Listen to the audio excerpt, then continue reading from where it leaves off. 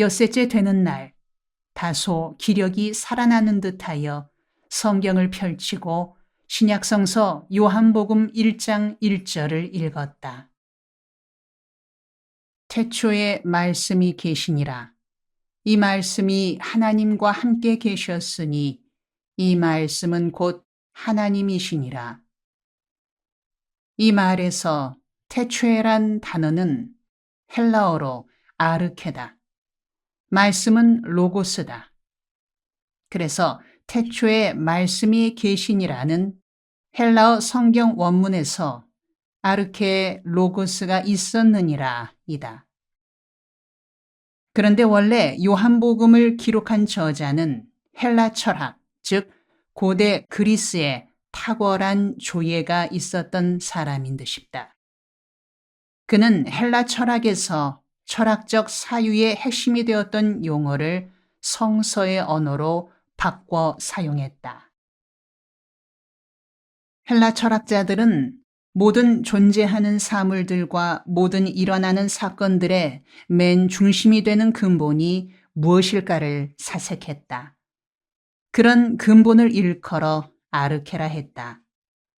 어떤 이는 그것을 물이라 했다. 어떤 이는 그것을 불이라 했다. 또 어떤 철학자는 이데아라 했다. 그리고 헬라 철학에서는 진리를 로고스라 불렀다. 그래서 헬라 철학에서 아르케란 단어와 로고스란 단어는 철학함의 기본을 이루는 용어였다. 철학자들 또는 학파에 따라 아르케는 내용이 달랐고 그래서 로고스도 달라질 수밖에 없었다. 그런데 요한복음의 저자는 헬라 철학자들이 그렇게 찾던 아르케가 바로 진리로서의 로고스, 즉 말씀이라고 했다. 헬라어에서 아르케란 말은 네 가지 뜻을 지닌다.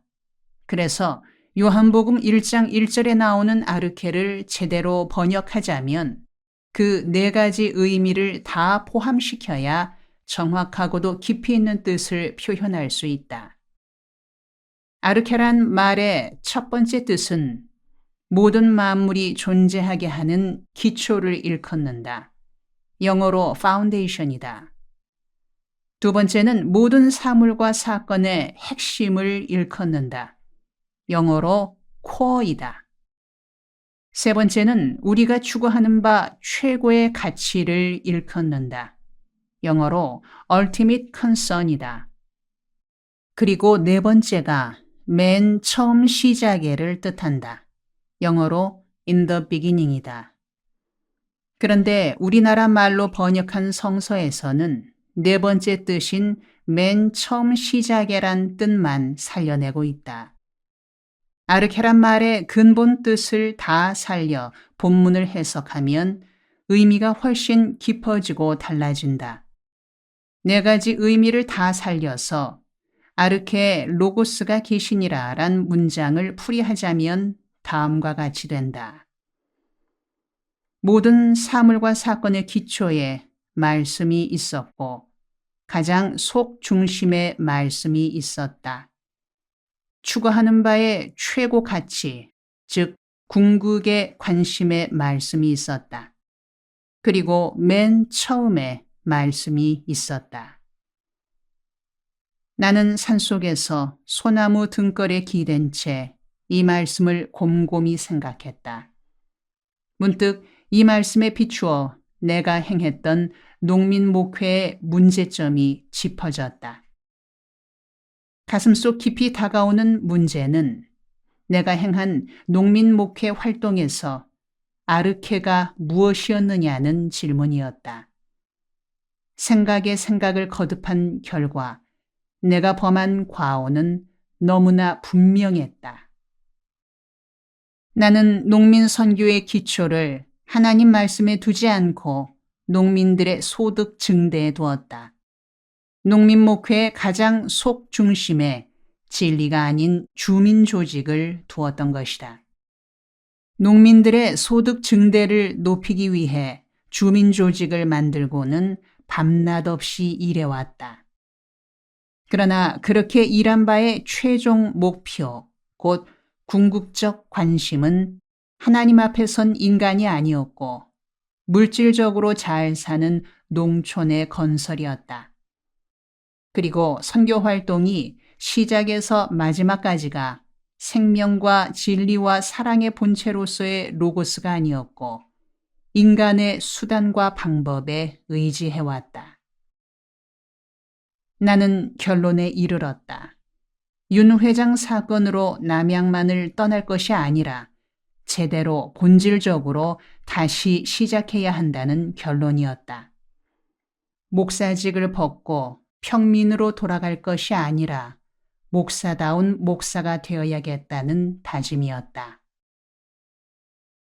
이화리 본부 교회로 돌아오니 남녀 교인들이 모여 있다가 나를 보고는 반색을 하며 맞았다. 아이고, 우리 목사님, 어딜 가서시오? 온 교인들이 밥도 못 먹고 잠도 못 자고 염려들 했습니다. 예, 기도하러 산을 좀 다녀왔었죠. 기도하러 가시더라도 어딜 간다고 말씀을 하고 가셔야 우리가 걱정을 안 하죠. 아유, 그건 그렇고 목사님 얼굴이 왜 이래 그릇됐어요? 괜찮습니다. 곧 회복될 겁니다. 우선 상부터 차려올까요? 아니에요. 미음이나 끓여주시고 따뜻한 자리에 이불 좀 깔아주세요. 나는 미음 한 사발을 들이켜고는 아랫목에서 정신없이 잤다. 이틀 동안 잠을 자고 나니 한결 원기가 솟는 듯 했다. 기동을 하려고 준비하고 있는데 손님들이 왔다기에 나가보았다. 남양만에서 이전부터 터잡고 살아왔던 분들이었다. 남양만이 간척지로 개간되기 전에는 그들은 어민들이자 농민들이었다. 갯벌에 정치망을 쳐서 고기잡이를 하며 갯벌에서 조개를 잡고 한편으로는 농사도 짓고 살았다.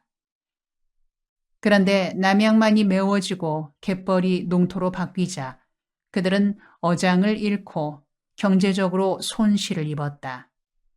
그래서 우리 입주민들과 사이가 좋지 않은 채 지내왔다.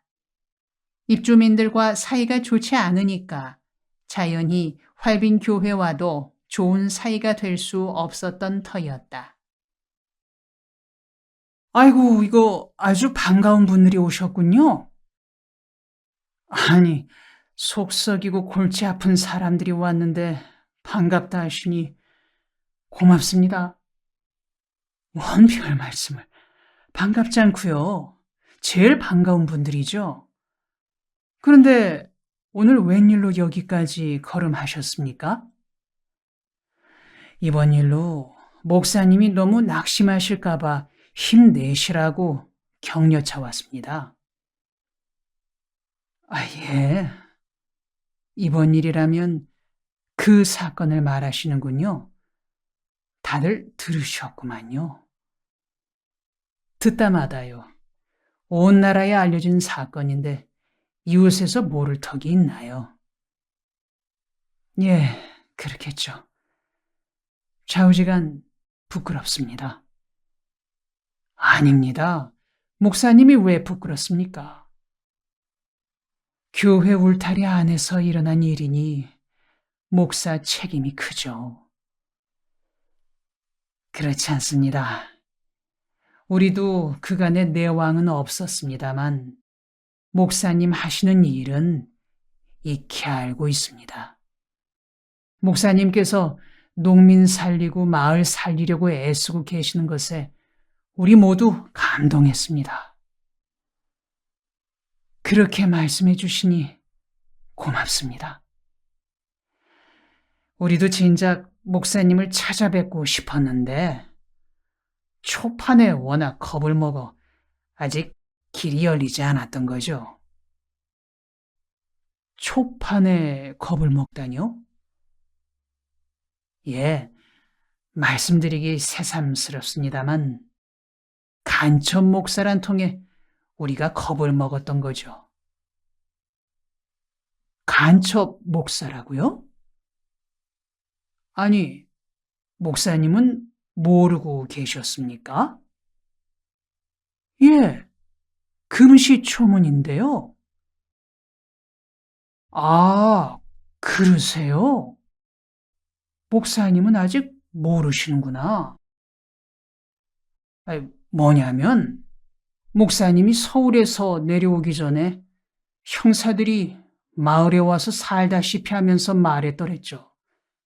서울에서 간첩 목사가 내려오니 주의하라고요. 접촉하지 말고 혹시 집에 왔다 가면 대화 내용이 무엇인지 보고하라고 했었죠. 그래요?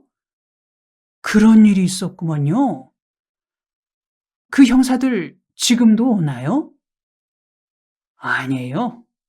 반년가량 그러고 다니더니만 그 후로는 괜찮아졌습니다. 제가 간첩이면 잡을 것이지 왜 주민들더러 접촉하지 말라고 했을까요? 그러게 말입니다.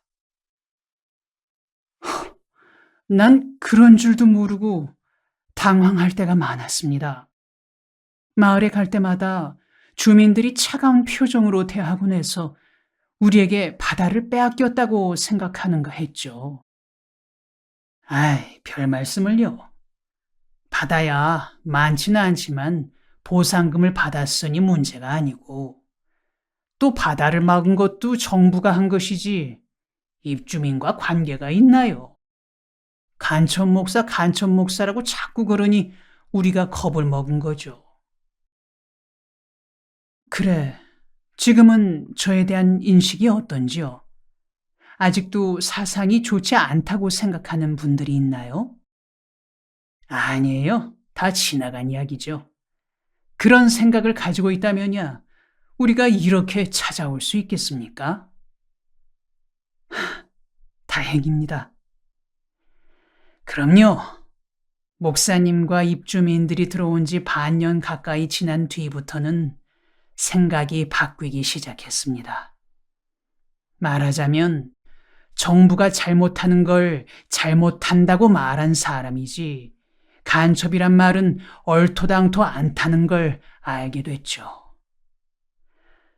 그렇게 알아주시니 고맙습니다. 앞으로 내왕도 하고 일도 같이 하며 잘 지냅시다. 아유, 우리가 부탁드리고 싶은 말입니다. 하시는 일에 우리들도 좀 참여시켜 주십시오. 잘 부탁드립니다. 현지 주민 대표들과 이런 만남이 있은 후로 간척지 입주민들과 현지 주민들 사이에 유대가 깊어지고 농업개발 사업이나 주민 봉사 활동에 그들도 함께 참여했다. 1978년 호주에 주문해 두었던 종돈 92마리가 도착했다. 간척지에서 3년째 벼 농사가 성공했지만 벼 농사만으로는 겨우 먹고 살 만한 정도였다. 농촌에서도 문화 생활을 하려면 벼 농사 이외의 수입이 있어야 했다. 그래서 축산으로 관심을 돌렸다. 나는 농민들에게 돼지단지를 만들어 잘 사는 농촌을 이루자고 설득하고는 좋은 종돈을 확보하기 위해 호주교회 브라운 선교사께 부탁해 최고 품질의 종돈 92마리를 도입했다. 국내에서 종돈 시세가 6만 원 정도일 때 마리당 42만 원이 먹혔으니 최고급 종돈이었던 셈이다. 종돈을 배정받은 주민들은 처음엔 좋아했다. 그리고 돼지 시세가 좋았을 때는 아무 말도 없었다. 그러나 종돈을 들여온 지 1년여가 지났을 때 돼지고기값 파동이 일어났다. 전국적으로 돼지가 과잉 생산돼 값이 폭락했다. 돼지고기 한 근이 700원은 돼야 생산비가 빠지는데 200원에도 팔리지 않을 만큼 값이 폭락했다. 고깃값은 내리고 사료비는 오르는 데다 새끼가 태어나도 팔 곳이 없었다. 이쯤 되니 교회를 원망하기 시작했다. 예배당 말 듣고 돼지 길렀다가 폭삭망하게 됐구먼.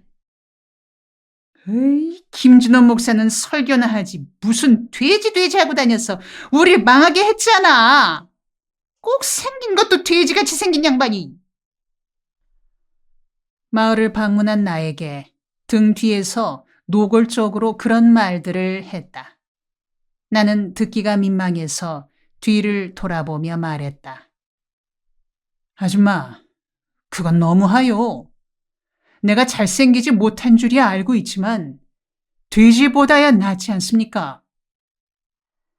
목사님, 내 말에 너무 섭섭해하지 마시라요. 화가 나서 하는 말이지. 실제로야 목사님이 돼지보다는 좁게 낫습니다. 주민들이 교회 말 듣고 돼지 사업을 시작했다가 망하게 됐다고 원망을 하자 나는 마을에 들어가기도 난처했다.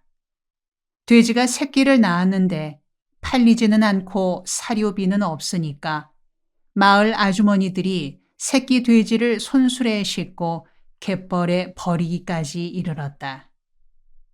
그런데 갯벌에 버려진 새끼 돼지들이 어떻게 바닷속으로 들어가겠는가? 갯벌에서 꿀꿀거리며 있다가 밀물이 밀려 들어올 때 파도를 타고 몽땅 육지로 올라왔다. 신기하게도 단 한 마리도 물에 빠져 죽지 않고 살아서 마을로 들어왔다. 몸에 뻘칠을 한 새끼 돼지 200여 마리가 꿀꿀거리며 쏘다니니 온 마을이 수라장이 되었다. 짜증이 난 마을 부녀자들은 다시 손수레에 새끼 돼지들을 싣고 교회로 왔다. 이 돼지 새끼들! 돼지 좋아하는 김준홍 목사께 가져다 주자! 서재에 앉아 성경을 읽고 있던 나는 마당에서 마을 부녀자들이 목사님! 김준홍 목사님! 하고 부르는 소리에 무슨 반가운 일인가 하여 얼른 나갔다. 나를 본 마을 부녀자들이 말했다. 목사님, 돼지 좋아하시지 예?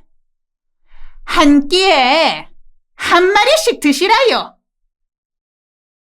그렇게 말하며 손수레에 실려있는 새끼 돼지들을 마당에 쏟아 놓았다.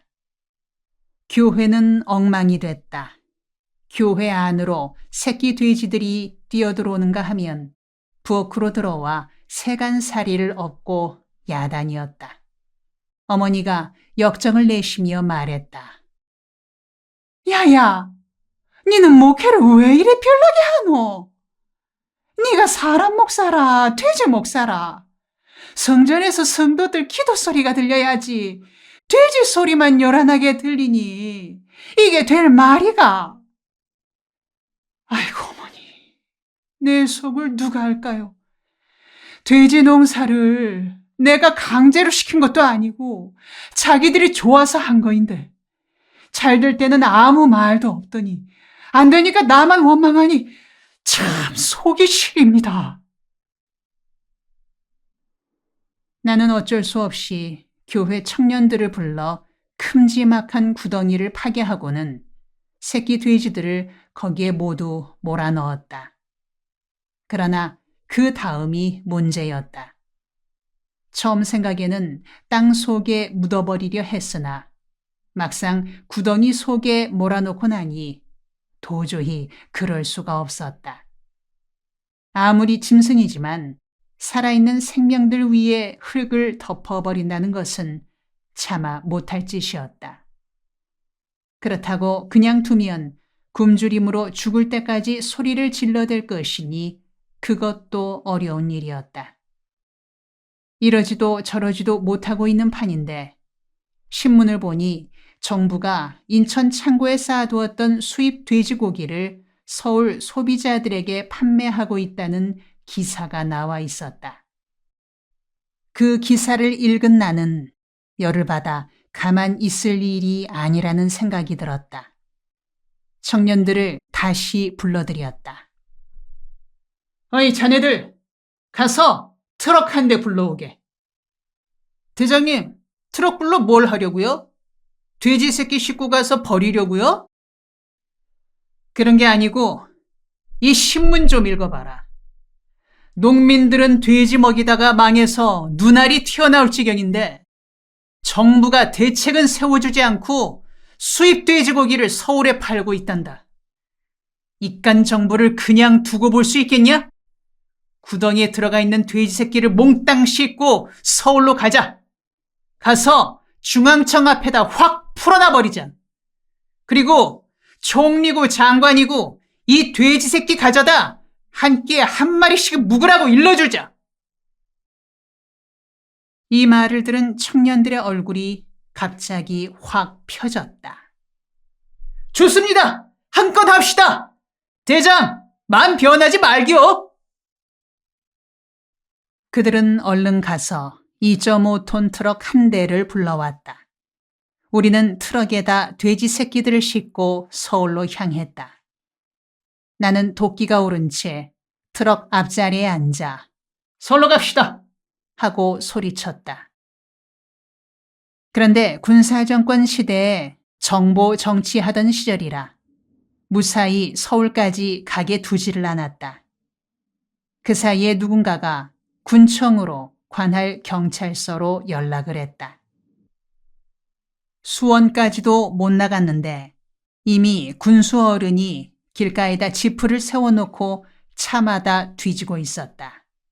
군수는 나를 보더니 반가워하며 말했다. 아이고 목사님, 혹시 못 만날까봐 속을 태웠습니다. 목사님, 이러시면 안 됩니다. 목사님이 이러시면 나는 집에 가서 애 낳아야 합니다. 목사님, 제발 차를 돌려주십시오. 우리가 강제 집행하지 않도록 자발적으로 돌려주십시오. 내가 뿌리친다고 될 일이 아니었다. 산모퉁이 저편에 경찰차가 보이고 경찰관 몇이 대기하고 있는 듯했다. 나는 이 일도 제대로 안 되는구나 생각하고 군수 어른에게 차에 실린 돼지 새끼를 통째로 넘겨주며 말했다. 군수 어른, 이 돼지 새끼 찻대기로 넘겨드릴 테니 경찰서장 어른하고 한 끼에 한 마리씩 드시라요. 그때 돼지 때문에 얼마나 혼이 났던지 나는 주위 사람들에게 말했다. 내가 나중에 죽을 때 유언을 뭐로 할 끼냐? 손자들 앉혀놓고 우리 집안은 절대 돼지 옆에 가지 말지니라고 유언할란다.